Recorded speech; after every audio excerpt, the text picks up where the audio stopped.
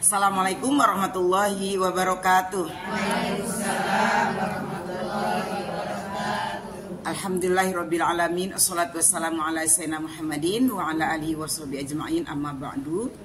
Yang kami hormati seluruh pengurus As-Sa'adah, juga para kasepuhan. Mana kasepuhannya? Disepuh semua belum? Para jamaah sekalian yang dirahmati oleh Allah Subhanahu wa taala. Alhamdulillah, puji dan syukur kita panjatkan kehadirat Allah Subhanahu wa taala karena pada hari ini kita sudah kembali membuka pengajian kita. Baru dibuka kan ya? Iya, tadi kelihatan sih baru dibuka. Kalau baru dibuka tuh hawanya kayaknya beda gitu ya, penuh gitu. Alhamdulillah. Bersyukur kepada Allah, Allah masih memberikan kepada kita nikmat sehat dan kesempatan sehingga kita bisa memulai kembali kegiatan kita setelah ditawakufkan sementara karena menyambut Ramadan dan Idul Fitri. Secara pribadi saya juga mengucapkan mendoakan untuk kita semua minal aidin al faizin al maqbulin kullu amin wa antum bi khair. Semoga Allah menjadikan kita orang-orang yang kembali kepada kebaikan, kembali kepada fitrah, orang yang beruntung dan sepanjang masa ke depan senantiasa dalam keadaan baik-baik. Amin. Salat dan salam untuk baginda kita tercinta Rasulullah Muhammad SAW pada seluruh keluarga, sahabat dan berikutnya sampai akhir zaman. Ibu-ibu sekalian, hari ini adalah Hari Pendidikan Nasional. Hardiknas ya? Tahu nggak? Iya, bener kan? Hari ini hari apa? Hari Jumat. Hari Jumat 2 Mei. Hari Pendidikan Nasional. Alhamdulillah nggak libur ya. Kalau libur kemarin May Day tanggal 1 Hari Buruh Nasional, Hari Buruh Dunia, libur. Ya. Alhamdulillah Hari Pendidikan tidak libur. Kenapa saya katakan alhamdulillah tidak libur? Karena memang sejatinya pendidikan itu tidak pernah libur, bener nggak? Tapi kalau kita lihat kalender kita, maaf nih ya kalau di sini ada orang pemerintah. Kalau lihat kalender kita, merahnya banyak banget tuh. Nanti nih minggu depan nih tanggal berapa tuh? Senin tanggal merah, Selasa merah lagi. Katanya Selasanya itu cuti bersama. Padahal kan Senin udah libur. Kalau Senin udah libur ya udah sih libur, Selasa nggak usah cuti bersamanya lagi gitu. Iya Bu. Kau ada libur kan?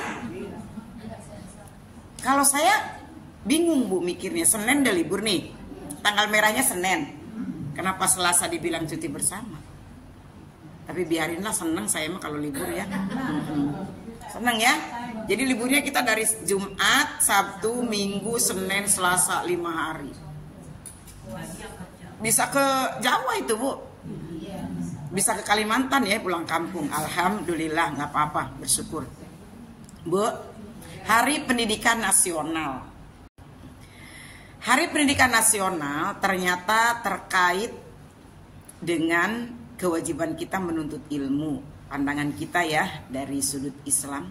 Utlubul ilma minal mahdi ilal lahdi, tuntutlah ilmu dari mulai buayan sampai masuk liang lahat. Kemarin saya membahas di Umamah tentang fitrah manusia. Ya. Fitrah yang berbagai macam, banyak fitrah. Di antaranya fitrah akliyah. Masih ingat nggak fitrah akliyah? Nah ini yang kaitannya dengan pendidikan. Saya juga buka dulu karena banyak banget ya. Fitrah akliyah itu adalah fitrah berpikir rasional, kritis, kreatif, mendayagunakan akal untuk mencari dan mengembangkan ilmu. Kritis ya Bu ya, rasional, kritis, rasional, kreatif.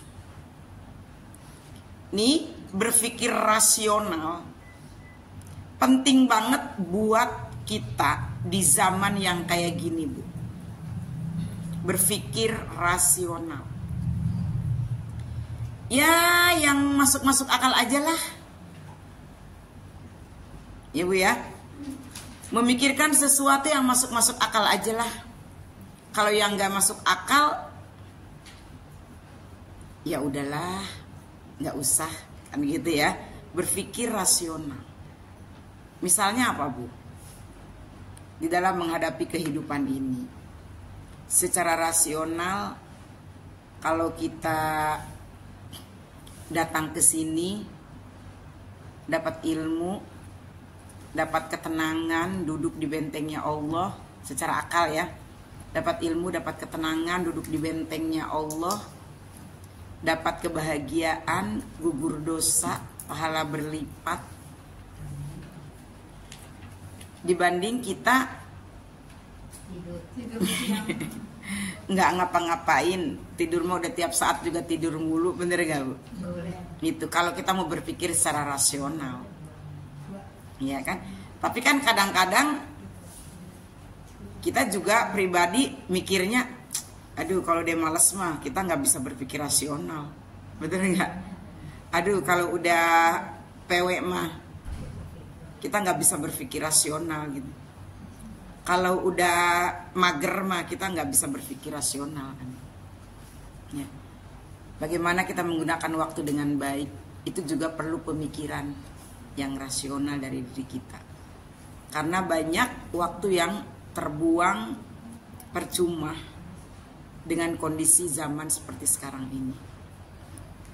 Terus kritis, ya. Hidup di zaman sekarang.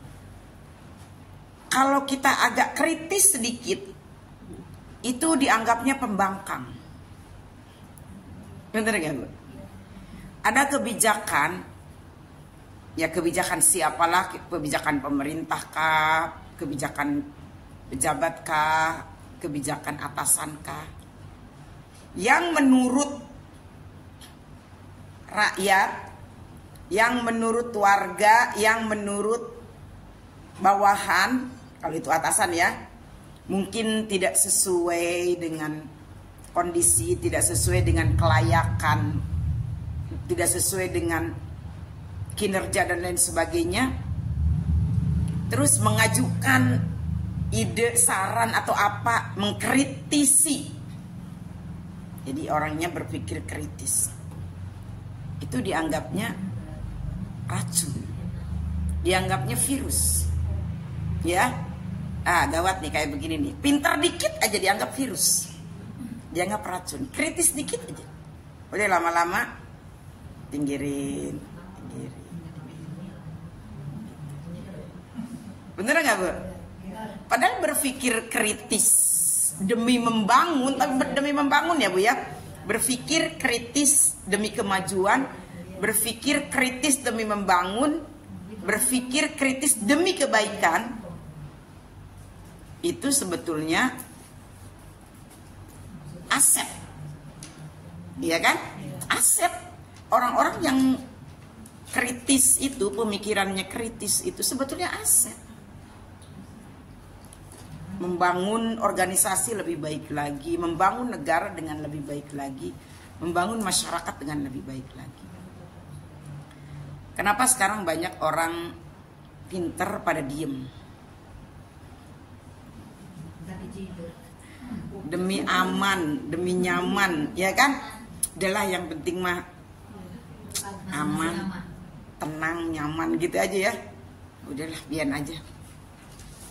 Udah nggak usah diurusin, kayak gitu. Karena kalau kritis, ya itu dianggapnya pembangkang, dianggapnya merongrong.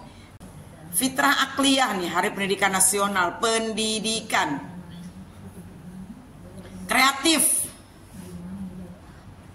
Zaman sekarang kalau nggak kreatif, kalau akalnya, ya, akalnya tidak dimaksimalkan, kita agak sulit, Bu. Ya. Kemarin saya ngejelasin tentang orek tempe, iya. orek tempe atau menyajikan apa tuh namanya semangka. Ibu tahu nggak semangka? Kalau semangka kan kita kalau nyajiin semangka kan gubrak-gubrak aja gitu ya, potong. Tapi coba ibu lihat di restoran-restoran mahal, semangka itu sampai diukir-ukir. Padahal semangkanya dikit banget gitu ya, karena udah dipotong sana potong sini, jadi bunga, jadi lope-lope, jadi apa. Kita makannya juga nggak kenyang. Tapi justru harganya jadi lebih mahal. Ya, ntar dikecerotin apa di pinggirnya gitu ya. Ntar kalau yang di jus semangka di blend dengan apa gitu ya, dicampur dengan apa, di mix dengan apa, jadi lebih mahal. Itu kreatif namanya. Jadi harganya dari 5.000 jadi 500.000. Itu karena kreativitas. Itu kan adanya di akal kita kan? Iya, fitrah akliyah namanya. Kalau kita mungkin prinsipnya ada, alah semangka sama aja semangka, udah tinggal grogot-grogot aja. Kita makan pengennya yang penting sebeh, yang penting kenyang, banyak, yang penting banyak, ya. Padahal kalau kreatif itu hasilnya lebih mahal. Itu adanya kan di fitrah akliyah. Kita gunakan tuh akliyah yang Allah berikan kepada kita itu dengan mengisinya dengan ilmu. Kan tadi dilanjutkannya untuk mencari dan mengembangkan ilmu. Nah itu mengembangkan ilmu namanya. Kalau dulu semangka cuma digeletakin doang, bahkan ada orang yang makan semangka cuma dibenturin ke batu, iya kan? Langsung digrogot gitu, ya udah sih enak aja. Ada yang digencet kecapi di pintu kan gitu kan? Iya benar.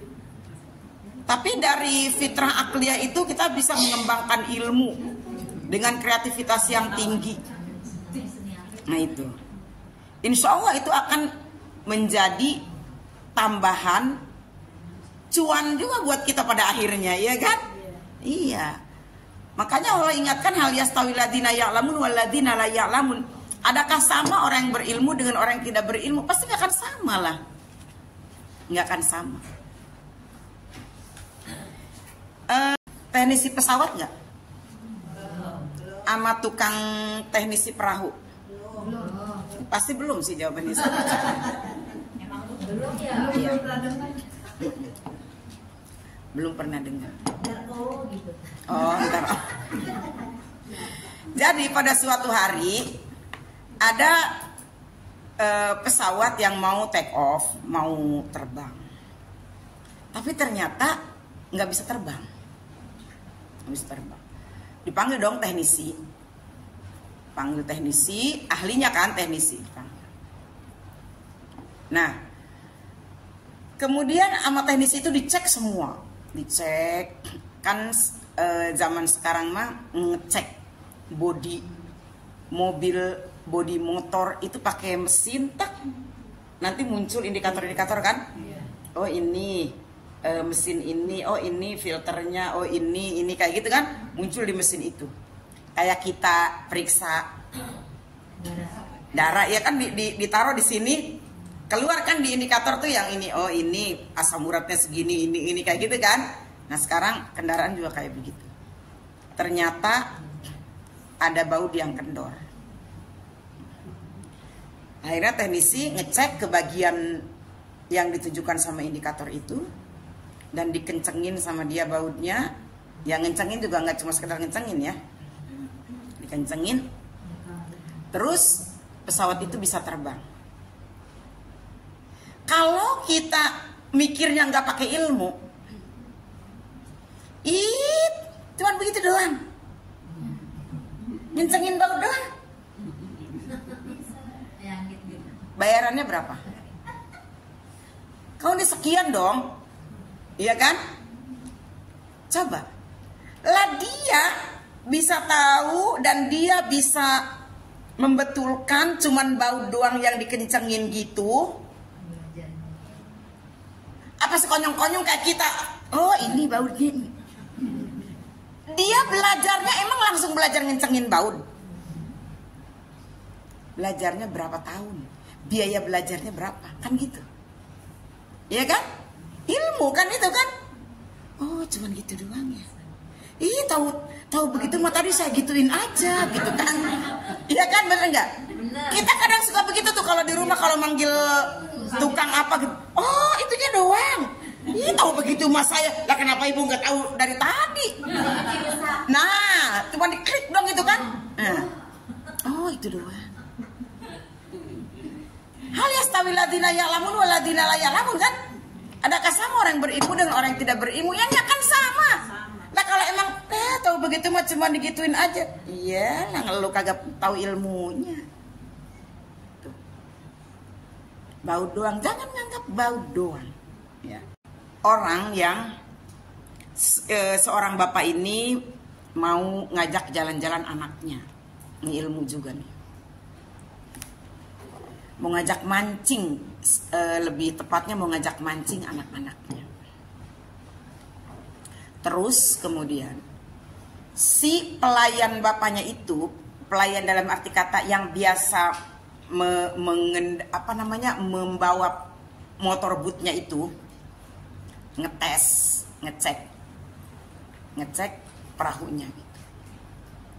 Ternyata ada kebocoran. Si bapaknya padahal udah tahu, si yang punya perahu ini udah tahu kalau perahu itu ada kebocoran.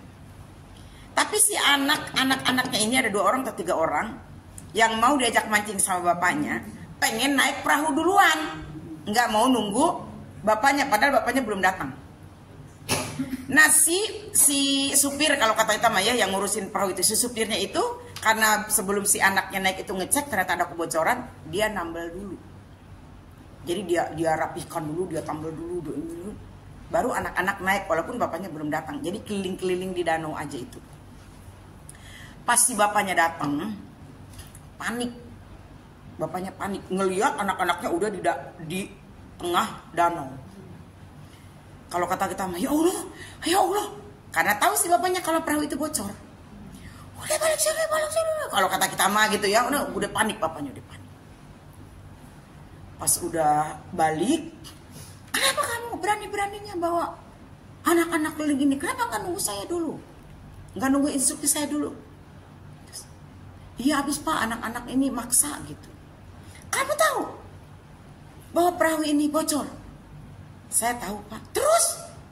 Ya saya rapikan dulu, saya tambal dulu sebelum anak-anak naik. Si bapaknya senang. Dan kemudian si tukang perahu tadi diberikan upah yang melebihi dari biasanya, diberikan fee bonus yang melebihi dari biasanya, karena dia merasa bahwa anak-anaknya telah selamat. Itu pakai apa? Pakai ya ilmu, iya kan? Akal kan? Ilmu diisikan ke akal. Betapa pentingnya ilmu, makanya kita tidak boleh berhenti menuntut ilmu. Jangan menganggap sepele ahli ilmu. Siapa ahli ilmu? Ahli ilmu apa saja. Ahli ilmu apa saja. Hargai ilmu. Kita ngelihat kayaknya kayak bikin baju. Begitu doang ya, digunting, cak dijahit, gampang banget. Iya kan? Kan gampang banget tuh kelihatan. Kita coba ngejahit, baru sebelah badan doang udah bosan. Sudah, ngapain sih? Kelihatannya doang gampang kan? Tapi giliran ngejahit, berapa ngejahit? 250. Kan kayak gitu. Bener gak bu? Apapun kita anggap sepele, padahal itu ilmu. Semua harus pakai ilmu. Coba bayangkan. Oh cuman begitu. Ya bu. Nih kuping nih, ada yang ngeganjel tai kuping. Dikorek-korek sama kita nggak bisa. Giliran ke dokter digituin sama dokter, tweet. Cuma begitu lah. 300.000. Kalau begitu mah saya bisa, kenapa tari di rumah nggak bisa-bisa? Sama dokter begitu doang tuh. Pakai alatnya kan? Keluar dia bulat ngelinding. Kita di rumah ada tekniknya, ada ilmu. Islam dan Al-Quran mengajarkan kepada kita wajibnya ilmu. Jangan pernah merasa kita sudah cukup dengan ilmu. Jangan pernah merasa kita sudah pintar. Karena fitrah manusia, salah satunya ada fitrah akliyah, akal yang Allah kasih kepada kita itu harus diisi. Ya, diisi, enggak ngemplong begitu saja akliyahnya. Dan untuk kita yang saat ini masih rajin hadir thalabul ilmi kemana saja, setidaknya walaupun kita sering lupa, saya pribadi sering lupa, tapi setidaknya kita sedang mempertahankan fitrah akliyah kita, mengasah agar tetap terjaga. Gitu Bu, merawat. Beda Bu ya, yang akliyahnya dirawat dengan yang tidak dirawat, pasti akan beda. Sama halnya kita punya motor yang sering dirawat dan yang tidak pernah dirawat itu kan beda. Cara bunyinya beda ya, suara motornya beda, tampangnya beda. Tuh kayak motor saya tuh, dicucinya sebulan sekali ya. Akan beda dengan dicucinya tiap hari. Pasti beda, pasti beda. Ya, itu Bu. Hari pendidikan itu sebetulnya bukan hanya di 2 Mei atau sifatnya nasional, tidak.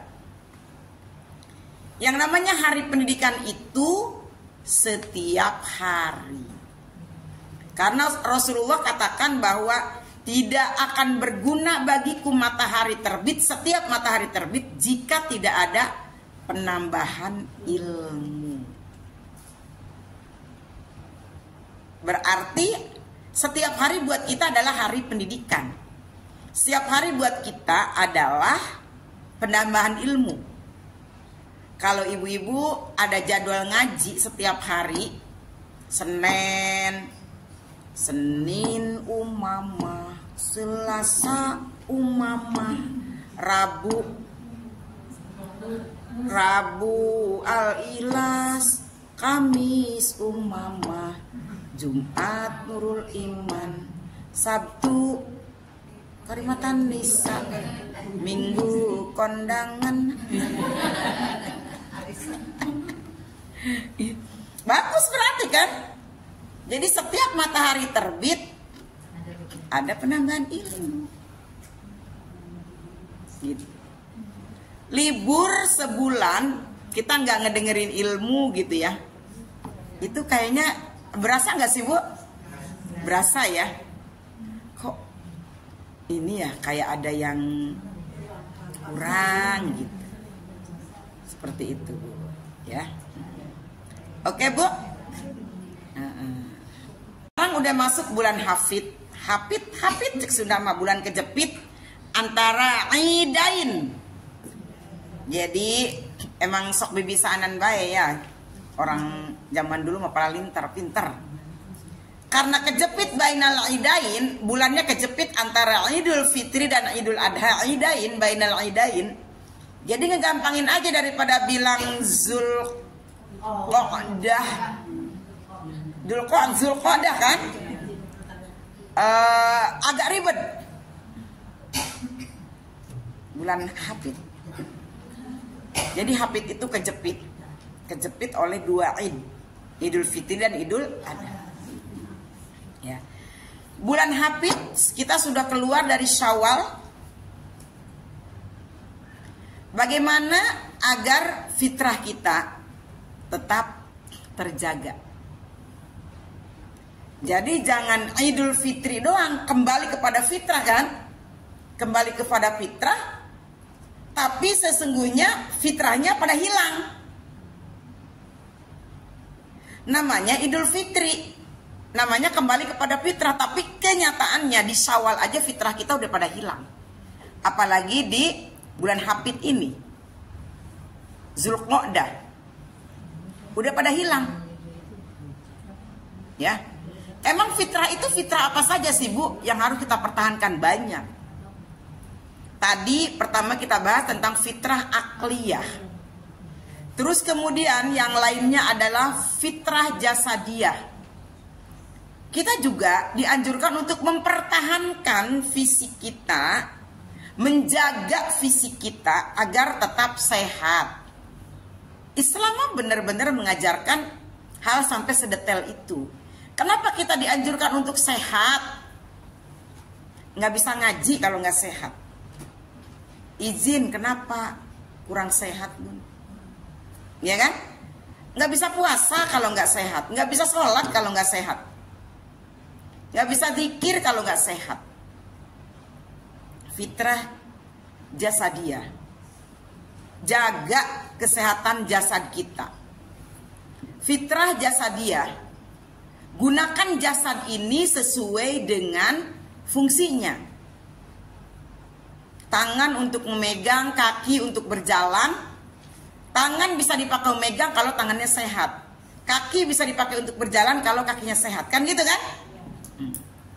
Kalau kita menjaga fisik agar tetap sehat, berarti kita sudah menjaga fitrah jasadiyah.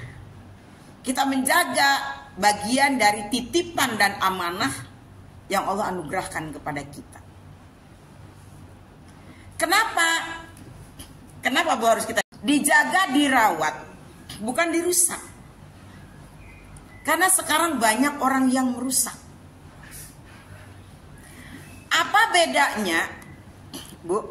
Ada seseorang ditanya nih. Orang di luar negeri dengan kemajuan zaman yang luar biasa, mereka bisa menciptakan apa saja.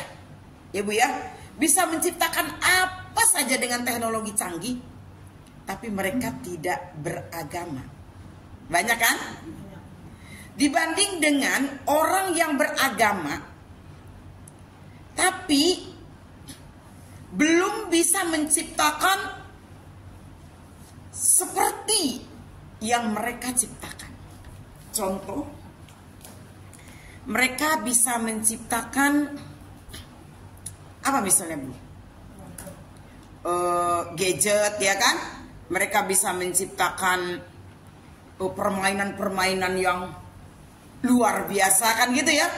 Mereka bisa menciptakan teknologi yang luar biasa. Tetapi tidak dilandasi dengan keimanan. Apa bedanya Bu? Dengan orang yang punya keimanan tapi belum maksimal berbuat seperti yang mereka ciptakan. Apa bedanya Bu? Bu, di dalam diri mereka yang super power bisa menciptakan kemajuan teknologi yang luar biasa dengan tidak dilandasi dengan keimanan yang kuat dan hebat. Jarang ditemukan ketenangan dan kepuasan. Pada akhirnya mereka enggak hanya menciptakan teknologi canggih, tapi karena mereka enggak puas, enggak ada ketenangan, enggak ada kenyamanan dalam dirinya, akhirnya diri mereka juga diutak-atik. Karena mereka merasa enggak puas dengan apa yang mereka lakukan, apa yang Allah berikan kepada mereka dari fisik ini, akhirnya di antara mereka ada yang pengen menjadi harimau. Ibu pernah lihat nggak? Yeah. Ada yang pengen menjadi harimau, dia bikin mukanya seperti harimau, kupingnya seperti harimau, jarinya seperti harimau. Suka lihat kan? Yeah. Seperti harimau, ya kucing, jarinya mereka potong. Ada yang seperti burung, ininya mereka potong, terus mereka tambah. Bener-bener Ibu udah lihat kan ya? Ngeri nggak Bu ngelihatnya? Di satu sisi mereka canggih, bener nggak? Nih Bu, gimana ya?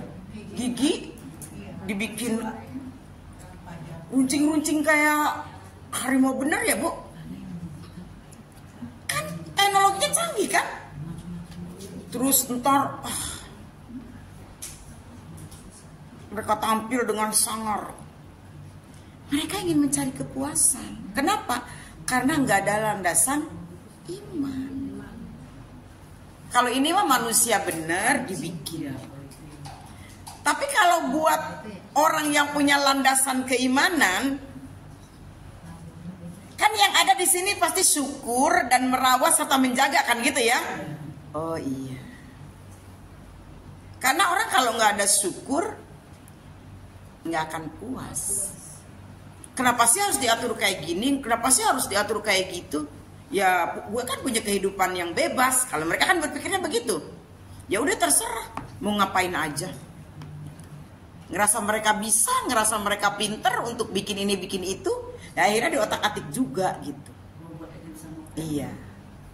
Itu. Ya. Jadi kemajuan teknologi itu nggak menjamin juga mereka akan menjadi yang menciptakannya itu ya, mereka menjadi yang nggak yang menciptakan aja sebetulnya yang menikmati juga nggak menjamin mereka akan menjadi orang yang lebih baik gitu. Padahal harusnya kalau teknologi canggih itu bisa membuat kehidupan kita diri pribadi khususnya menjadi lebih baik. Makanya harus dibarengi dengan keimanan gitu. Ya, jadi fitrah jasadiah yang Allah berikan kepada kita ya harus kita gunakan selayaknya seperti yang Allah inginkan dari kita. Mata untuk melihat, hidung untuk mencium, mulut untuk berbicara yang baik, kaki untuk berjalan, tangan untuk memegang dan lain sebagainya. Tapi kalau udah dirusak kan jadi manfaatnya juga kurang maksimal seperti itu, ya Bu ya. Terus apalagi yang harus kita pertahankan? Fitrah bersosialisasi. Ya, fitrah bersosialisasi. Setidaknya ketika kita datang ke majelis ini, artinya kita sedang mempertahankan fitrah bersosialisasi kita. Karena pada hakikatnya manusia itu makhluk sosial. Ya kan Bu? Udah menjadi fitrahnya kalau kita bergaul. Sudah menjadi fitrahnya kalau kita bermasyarakat. Kalau sudah menjadi fitrahnya kalau kita berjamaah. Islam dibangun atas dasar berjamaah. Sholat berjamaah itu simbol dari kehidupan bersosial masyarakat muslim. Jadi agama mengajarkan sholat berjamaah itu artinya kita disuruh untuk menjaga kebersamaan di dalam kehidupan. Hablum minallah dan hablum minannas. Itu fitrah. Jadi kalau ada orang menolak bergaul, ada orang yang anti bersosialisasi, anti bermasyarakat, artinya dia sudah melupakan salah satu bagian dari fitrah yang Allah anugerahkan kepada kita.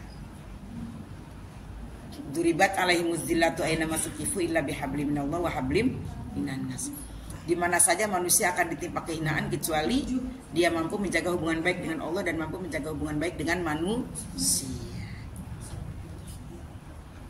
Setidaknya kita setiap Jumat ini hadir menjaga itu. Ya. Walaupun apa Bu?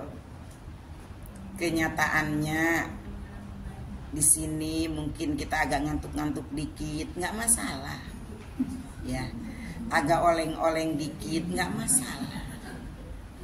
Ya, agak lemot-lemot dikit nggak masalah, sama aja. Ya Bu ya. Agak males-males dikit ngedengerin nggak masalah. Nggak ada manusia yang sempurna ya. Yang penting mau datangnya aja, wah itu kaki udah dipilih oleh Allah dari sekian ratus. kaki-kaki yang ada di RW 08. Kenapa cuma yang dipilih kaki-kaki ini? Iya kan? Tuh, bukan kaki-kaki mobil ya, ada kaki-kaki katanya gitu. Pasang kaki-kaki. Ada berapa nih kaki di sini? Dipilih oleh Allah dibanding kaki-kaki yang lain. Padahal mungkin kaki-kaki yang ada di sini tuh kaki-kaki yang udah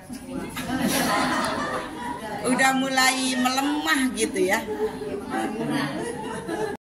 Udahlah, nggak usah nengok sana sini, nggak usah mikir ini mikir itu.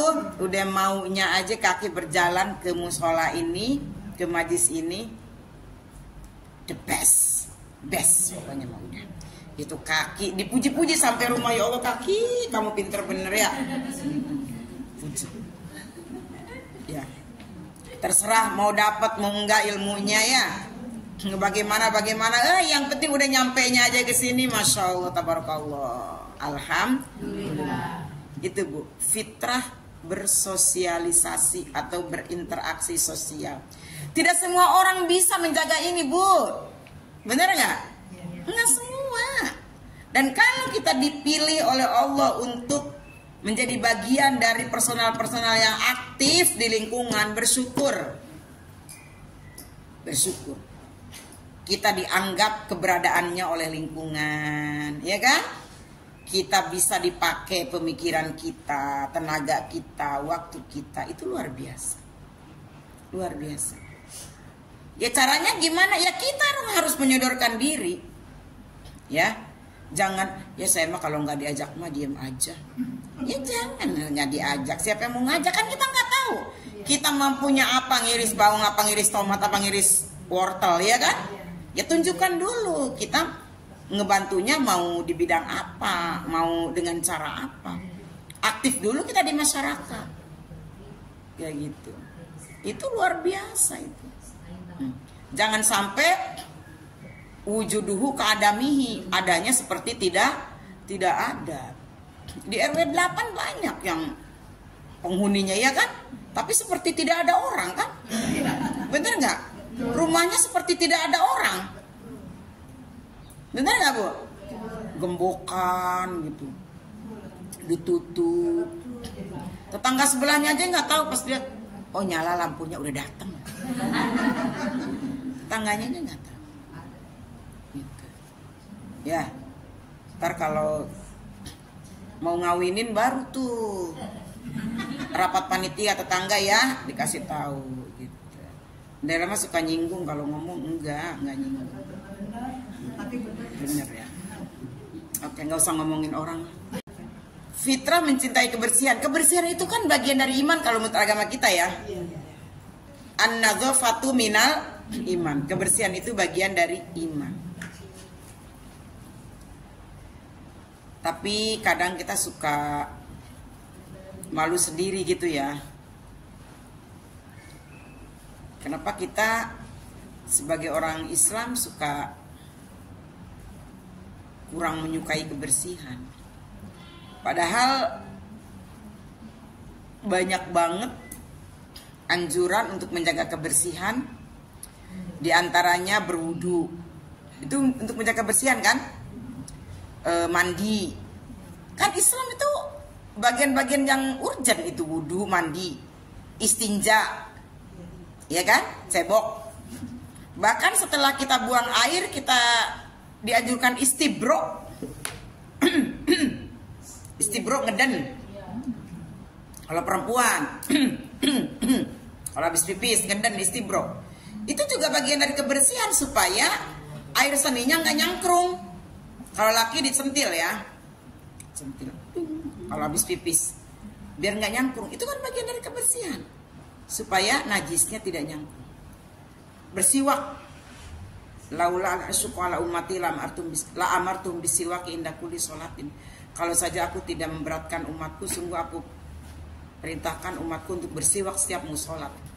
Kan bersiwak supaya waktu sholatnya lidahnya nyari-nyari sisa makanan dulu. Sibuk gigitin biji cabai lah apa. Kebersihan ya Bu ya. Terus yang lainnya lagi kebersihan, kata Rasulullah, di antaranya apa? Gunting kuku, ya kan?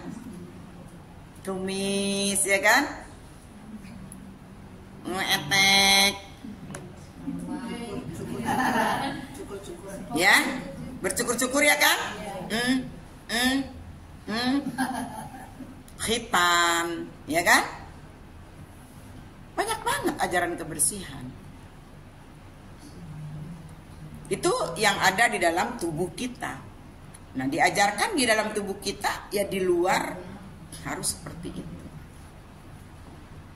Tapi kita masih belum memiliki kesadaran yang tinggi tentang kebersihan. Coba lihat sampah apa kayak gitu-gitu ya. Banyak banget. Kita kadang suka mikir juga ya kalau lagi ngelihat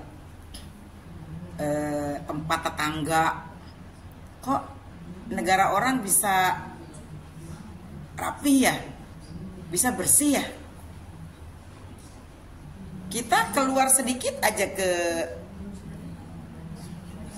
di pinggir jalan, kalau habis malam minggu, bekas plastik-plastik, bekas minuman air mineral, bekas minuman botol, ya kan, botol-botol plastik, bekas mangkok-mangkok, somai apa-apa, nggak pada sadar, main pleng-pleng aja, makan pleng. Tapi mending sekarang mah ya di kereta kita nih udah nggak boleh makan, cuman di bis masih boleh. Kalau di kampung orang mah di bis, di setiap kendaraan apapun nggak boleh makan. Mau di Grab, mau di bis umum apa, bis apa, nggak boleh makan. Di kereta nggak boleh makan. Di kereta kita sekarang udah nggak boleh makan, bersih enak ya. Tapi di bis masih boleh. Jadinya belum terjaga. Saya pernah naik Grab di sono, belum sarapan, keresek gitu ya, mau buka gitu. Supirnya udah nengok, nggak boleh. Saya bilang saya belum makan, saya belum sarapan, nggak boleh. Nggak peduli dia kita kelaparan. Emang bersih banget, nggak boleh. Gitu. Belah sono.